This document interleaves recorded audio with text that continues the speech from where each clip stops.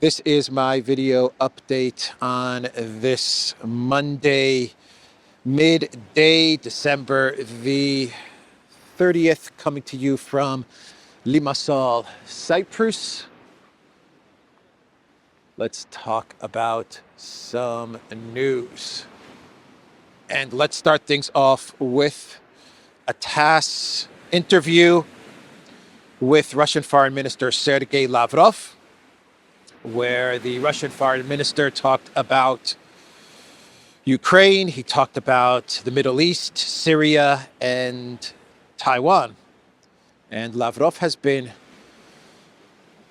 giving many interviews over the past couple of weeks, and he has been saying some very interesting things. And on the subject of Ukraine, Lavrov told TASS that Russia is not interested in any type of delayed Ukraine entry into NATO. He said that if the rumors are true and the Trump team, if and when they negotiate with Russia, pitch some sort of Ukraine delayed entry into NATO, he said that Russia is not interested. This is off the table. Ukraine delayed entry into NATO. He said what Russia is looking for, if and when there are negotiations, is a deal that addresses the root causes of the conflict in Ukraine. We know what those root causes are. We've talked about those root causes many times. And once again, Lavrov is signaling to the Trump team, when we do sit down and negotiate, please don't bring up any type of Ukraine delayed entry into NATO. Ukraine gets into NATO in 10 or 20 years because we are going to reject it outright. He also talked about the North Korea narrative. 5,000 North Korean troops in Kursk, 10,000 North Korean troops in Kursk, 500,000 North Korean troops in Kursk. Russia using human wave tactics with the North Korean soldiers to attack the Ukraine military. Lavrov addressed this narrative, and he basically said that this is all projection. It is projection because the narrative is that Russia is escalating the conflict with North Korean soldiers fighting against the Ukraine military. He said that the real escalation is coming from the United States and the collective West, because it is the United States and the collective West that is launching long-range missile attacks into Russian territory. Without the United States, the long-range missile attacks into Russia, into pre-2014 Russian territory, would not be possible. That is where the escalation is coming from, not from this North Korea human waves, soldiers in Kursk nonsense. So he said that as well. He talked about Taiwan, and he said that Taiwan is heading in the same direction as Ukraine. That is the plan of the United States and the West. It is to lead Taiwan into the same destructive path of Project Ukraine and an eventual conflict and smash with China. He said that in the Middle East, the war is widening, and in 2025, we will most likely see more conflict in the Middle East and possibly conflict with Iran. The collective West, the United States, Israel, in conflict with Iran. And he is worried about the widening war in the Middle East. And then he talked about Syria and what happened in Syria. And Lavrov said that the collapse in Syria was due to two factors. Two factors led to the collapse in Syria. The first factor was the collective West U.S. sanctions. Very difficult, very long sanctions against Syria, which did have an effect. And he said that the fact that Assad would not engage with Erdogan, would not negotiate and talk to Erdogan, these two factors led to the eventual collapse of Syria and to Assad's regime change. So that is what he said with regards to Syria. He also said that Russia, going back to Ukraine, does not listen to anything the Green Goblin says anymore. That was the funniest statement from Lavrov. He was asked about a peace summit and if in 2025 Russia, if it was invited, would participate in a peace summit. Podolyak, maybe we have peace summit 2025, peace summit number 2. And he said that Russia will not participate in a Ukraine peace summit, even if it was invited to participate. But he also said that at this point, Russia doesn't even listen to the Green Goblin anymore. He said, and I quote, "It is impossible to guess what Elensky's public admission of his inability to regain lost territories by force means. Elensky keeps making various statements all the time. We have stopped paying attention to them. Frankly speaking," the foreign minister noted, "we do not believe statements, but rather facts, especially when it comes to the Kiev regime," he added. "I have repeatedly emphasized that we are not going to participate in the peace summit, even if we receive an invitation," Lavrov pointed out. We have stopped paying attention to them. Stopped paying attention to Elensky's statements. Frankly speaking, we just don't listen to him anymore because the guy's lost his mind. That's basically what Lavrov is saying. So that is the interview from TASS with the Russian foreign minister. And let's now turn to the Elensky war of words, which in the next couple of days will turn into a Slovakia, Ukraine, or maybe even a Hungary, EU gas war. That's how it is shaping up to be. But Fico actually sent a message to the European Union urging the EU to do something about the gas transit via Ukraine that will be cut off in 2 days. And what was the response from Poland? Well, Poland's response was that it told Ukraine if Slovakia retaliates by cutting off electricity that they provide to Ukraine in the case of an emergency, then don't worry about it, Elensky. We will give you electricity if Slovakia decides to cut off the electricity. So basically, Poland took the side, EU member state Poland took the side of Ukraine against EU member state Slovakia by telling Ukraine, go ahead, cut off the gas. If Slovakia retaliates, we've got your back, Ukraine. That was Poland's response to the row between Slovakia and Ukraine. And we are getting reports of Slovakia, Hungary, even Austria trying to figure out some gas supply workarounds.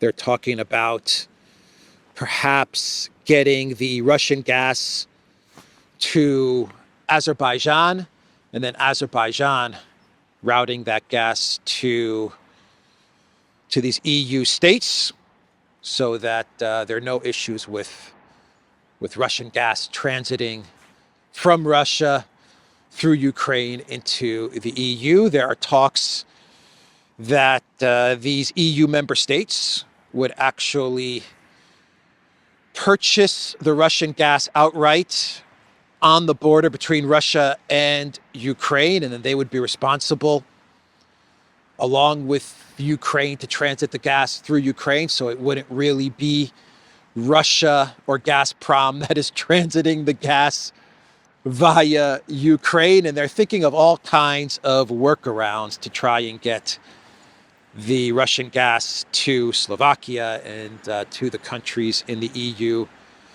that rely on the cheap, dependable Russian gas supplies.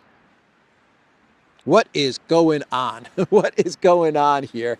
Because, Elensky, he would not be pushing for an end to the gas transit via Ukraine if he wasn't told to do so. He must have been ordered to end the Russian gas that is transiting via Ukraine to Slovakia. Someone very high above, much higher than Elensky, told him to do this. The question that I have is why? Why is the EU so determined to cut off gas heading into the European Union, heading into Slovakia? Why is it so determined to create energy problems, to create energy shortages, to increase the price of energy,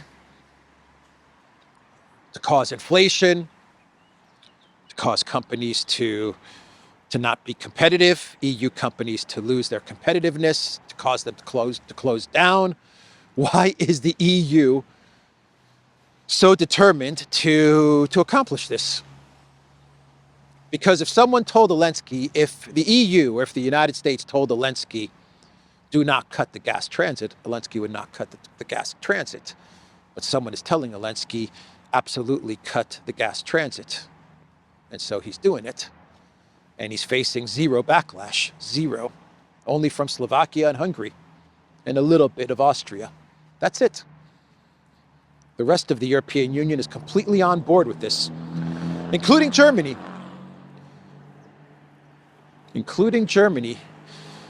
And yeah, the gas is going to Slovakia, but this whole policy, this entire policy of cutting off the energy completely, gas, oil from Russia, sanctioning the shadow fleet, this entire policy is going to affect all of Europe, including the UK.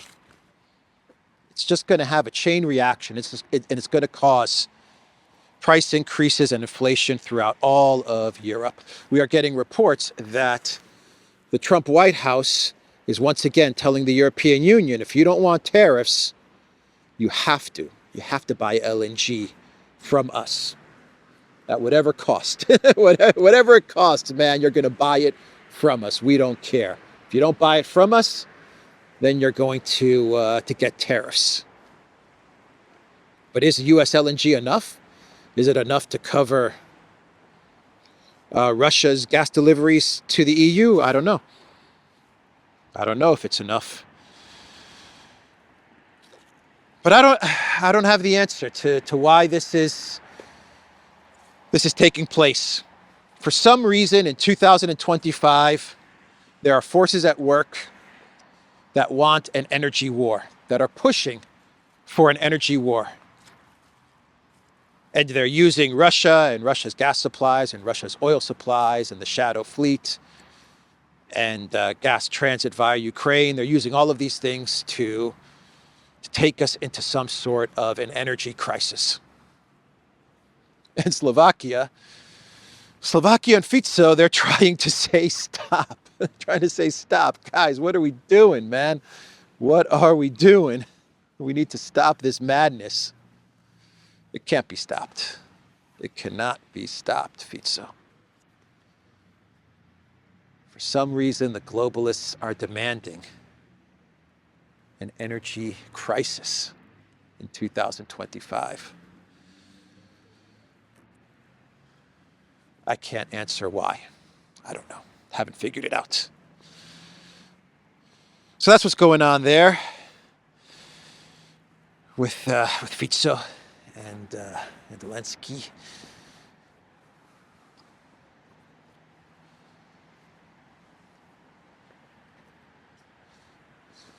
Al-Jolani gave an interview to Al-Arabiya, which is the Saudi equivalent of Al Jazeera, I believe.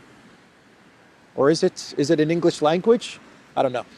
I'm not that familiar with Al-Arabiya, to be honest. But he gave an interview to Al-Arabiya, which is Saudi media. And he suited up for this interview. I mean, he really suited up. Jolani and Al-Qaeda are legit, right? They're legit now. They're in suits and ties. My whole life, I was told by the collective West, by the media, by the U.S. government, I was told that Al-Qaeda is the enemy, man. That they're terrorists. They are the worst of the worst. But now they're legit. They're legit. They're in suits. They're wearing ties. They're the recognized government of Syria. They're off the terrorist wanted lists. What can I say? What can I say? It's a brave new world. It's a changing world. So Al-Jolani, he told Al-Arabiya that, what did he tell them? That he doesn't want Russia to leave. He does not want Russia to leave. Because Jolani said that Russia is a superpower, definitely a military superpower, he said, and the power plants and the weapons in Syria, they need Russian expertise. And so at this moment, he would prefer if Russia did not leave Syria.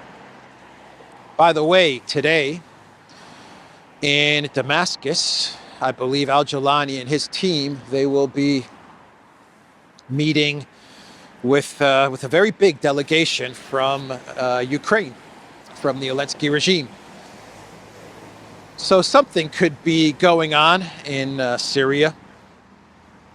Anyway, those were the words from the suited up, suit and tie Al-Jolani. No longer on the wanted list. Now he's a dignified statesman, right? That's what they want us to believe. In about a week or two, or maybe a month or two, you'll see that he'll start trimming the beard. It's not going to be so long. He'll trim it down to a respectable level. So we're getting word that Telegram is blocking Russian media in the European Union. We are getting a lot of reports, though we have not had an official statement from Telegram, that Russian media sites are not allowed to display in various countries in the EU. They are being blocked by Telegram at the system Telegram level. And this has even prompted Russia to investigate what is happening and perhaps even retaliate against Telegram and what Telegram is doing. Telegram, which is founded by Duran and his brother, Russians. A Russian messaging messaging. I guess you could say it's a social app, a messaging social app. A Russian messaging social app is blocking Russian media. Yeah, they got to do it off. Macron got to do it off. What is Macron doing to do it off? I don't know. I do not know. But you know, he's still in Paris. He's still in France, at least. I don't know if he's in Paris, but he's in France still. He is still hanging out in France. He hasn't really made many comments or statements since he was apprehended, I guess you could say, placed under, I don't know, house surveillance or something. I don't know. He hasn't been allowed to leave France from what I understand, but it does look like that he is giving up all the secrets of Telegram, all the keys, the encryption keys, and all of the secret sauce of Telegram, including the censorship, the not censoring. It looks like he's giving that up as well. And he appears to be playing ball with Macron and Collective West Intel. That's how it looks. I could be wrong about this. Maybe there's something else going on. Maybe there's some 3 or 4 or 5D chess with Telegram in France and Macron and Collective West Intel.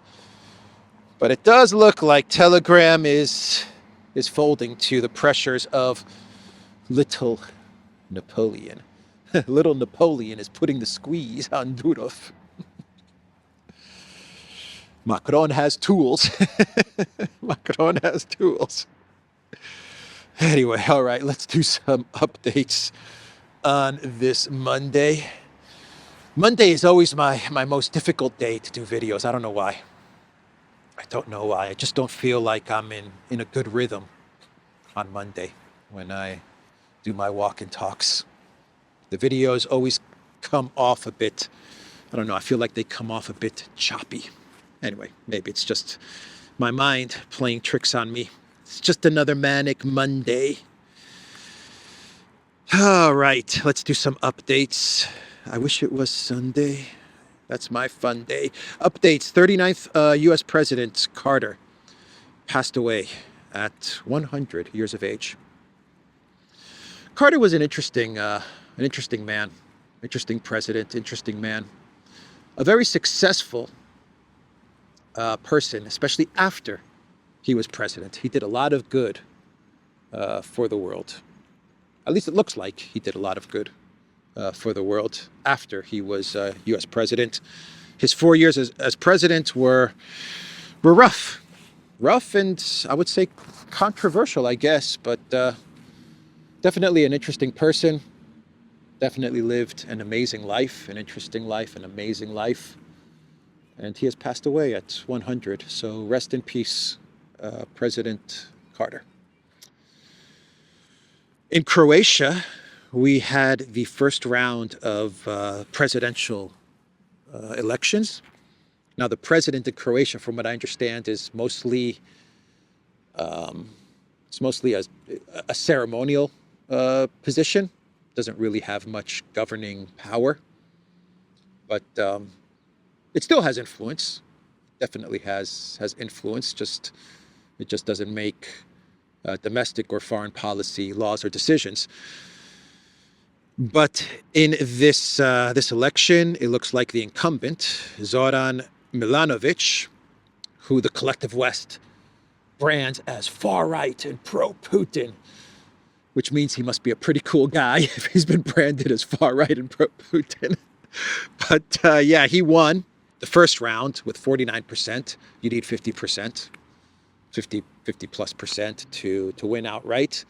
But he ended up 1% short at 49%. So we're going to have a runoff on January 12th.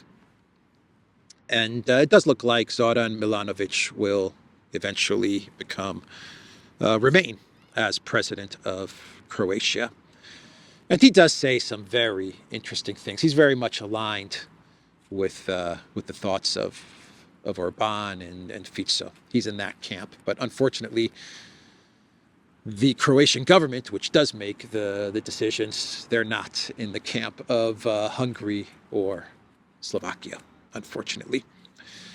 And an update, actually a correction, from the Air Canada flight that I guess you could say crash landed or skidded on the tarmac in Halifax.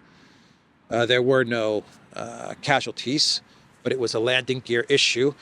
When the news first came out of this Air Canada flight, it was reported that it was a Boeing, but later on in the day, and I reported it as a Boeing. Later on in the day, it was revealed, it was reported that the flight was an Air Canada de Havilland -8-400 plane, not a Boeing. So the two flights, the tragic, the horrific crash in South Korea, which resulted in 180 people dying. That was a Boeing 737. The incident in Oslo with the KLM was also a Boeing. I also believe a 737. In Canada, it was de Havilland -8-400. And that one was also a landing gear issue. So that is an update and a correction on that story. And also an update on the Azerbaijan airline crash. Aliyev, he was giving an interview to Azerbaijan media, and he issued a list of demands from Russia with regards to the Azerbaijan crash. Now, it is still being investigated, but it does look like something brought down the airplane. The reports are pointing to a Russian missile, but the big question that remains is, if this was a Russian missile, how did the plane continue to fly for another 40 minutes to an hour?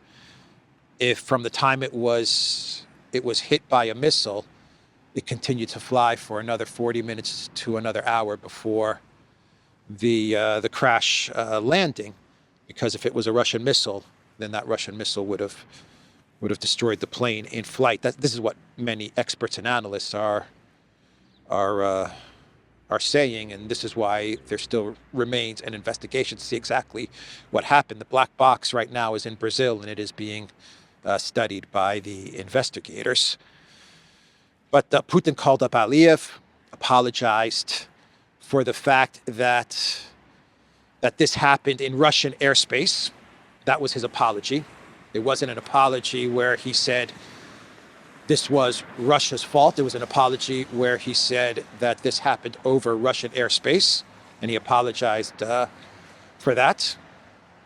But you have the theory, and right now it is a theory. We need to wait for the investigation, that this was a Russian missile that maybe hit some drones, and something happened to the plane when the missile hit the drones. And that is why the pilots, in their communication, they at first speculated, and Aliyev says this, they thought that this was some sort of a bird hitting the plane.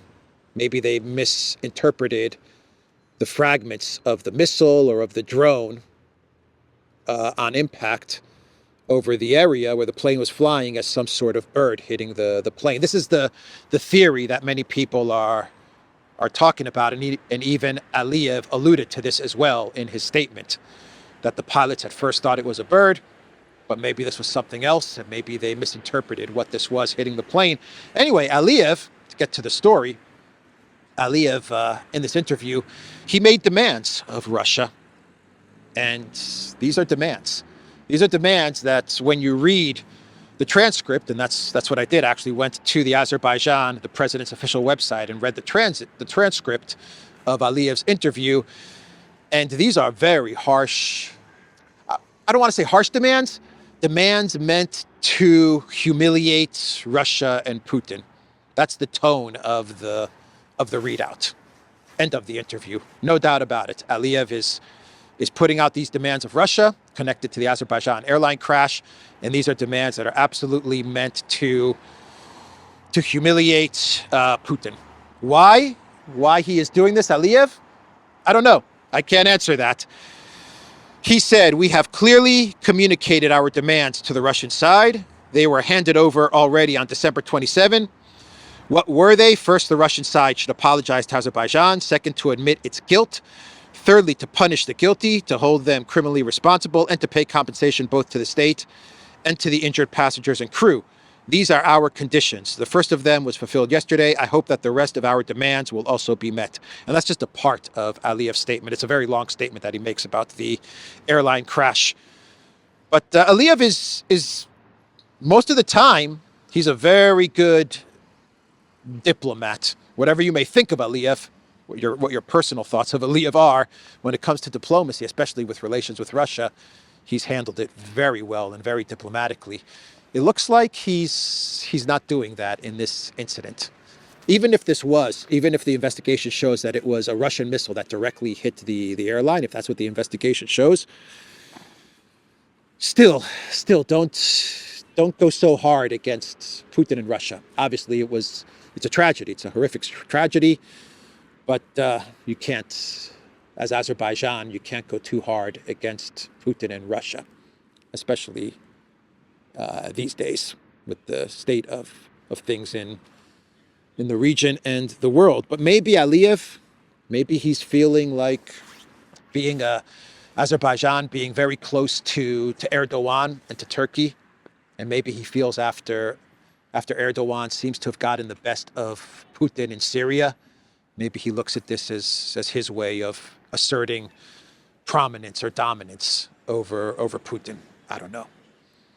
That's the only way I can explain it, because usually Aliyev is very diplomatic, especially when he's dealing with Russia. In this instance, he appears to be very demanding, very, very demanding of Putin. And when you go to the readout, he absolutely wants to knock Putin down a couple of pegs. Anyway, that is the statement from Azerbaijan, from Aliyev. And let's do some clown worlds and we can wrap this video up. The first clown world is from Ukraine, a political talk show where I believe he's the host of this talk show, Dmitry Gordon. I don't know if he's the host or the guest. But during this segment of the talk show in Ukraine, a very popular political talk show, by the way, the two gentlemen said that on December 30th, there will be a big breakthrough to end the conflict in Ukraine. December 30th, today, in other words, today, a big breakthrough will be announced, a big deal will be announced that will end the conflict in Ukraine. Do you guys believe that? I don't know. Maybe by the time this video goes up, a big breakthrough deal will have been announced and we will have an end to the conflict in Ukraine. I don't believe they got into any details of the deal, but obviously something between Trump and Putin, some sort of secret meeting, some sort of secret negotiations, which will result in some sort of big, grand peace bargain negotiation that will be announced on December 30th. We will see. We will see. For some reason, I'm doubting this analysis from this Ukraine political talk show, but who knows? Who knows? Stranger things have happened, huh?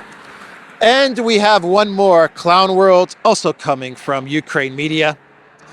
They claim that a video has gone viral in China. It has gone viral on Chinese social media, urging Xi Jinping and the Chinese government and the Chinese military to take advantage of Russia's weakened state and seize large pieces of Russian territory. And Ukraine media claims that this video has gone super uber duper viral, urging the Chinese military to attack Russia now that it has been weakened by the Elensky regime. There's a problem with that. The problem is that China, if it does decide to attack Russia, is going to run into the North Korean military. You don't want to run into the North Korean military, because everyone knows that it is the North Korean military that is safeguarding Russia and Putin. So, you don't want to mess around with the North Korean military. Anyway, that's the video, everybody. TheDuran.locals.com. We are on Rumble, ODYSEE, BitChute, Telegram, Rockfin, and X. Go to the Duran shop, pick up some merch like what I'm wearing in this video update, which is a Duran bomber jacket. I also have a long sleeve Duran shirt as well with the flag of Austria. I will see everybody tomorrow in 2 days. In 2 days, we have the Clown World of the Year Awards. The third annual Clown World of the Year Awards coming up. Take care.